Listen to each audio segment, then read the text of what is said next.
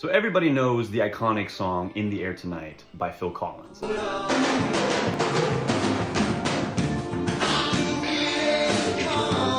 was a massive hit in the 80s for various reasons.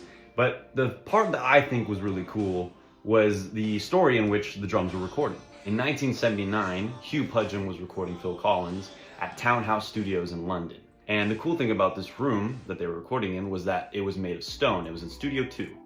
It was a stone room, which made it sound like it was the inside of a castle, which was pretty cool. But the interesting thing about this recording was that the sound that they got for the drums actually happened by accident. Now, the studio had just received a new SSL 4000B console, which included a new feature that hadn't been on previous consoles called a reverse talkback.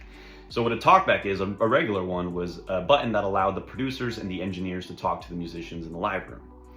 And what the reverse talkback is basically the same thing. There would be a mic somewhere in the studio that would be connected to this reverse talkback. So whenever they press the button, it would open the mic and allow the producers and engineers to hear the musicians.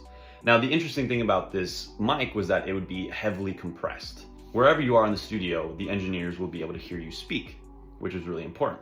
So when Hugh Pudgeon and Steve Lillywhite, the producer, were listening to Phil Collins speak, he would sometimes be playing while the button was still turned on. Now, this means the drums were incredibly loud, but the sound that they got was really cool. So they liked it. And so they tried to find a way to record this microphone. So they ended up patching it somehow into the console to be recorded. And along with that, they mic'd up the kick and the snare, and they added 2 more room mics that were heavily compressed to give it a stereo sound. And so this incredible sound that Pudgeon stumbled across kind of paved the way for many records after that in the 90s, 2000s, still to this day. And so I thought it would be a really cool idea to get a few friends and go in the studio at Berklee and try to replicate this song and see if we can get as close to the original as possible. So here's what we got. All right, here we go.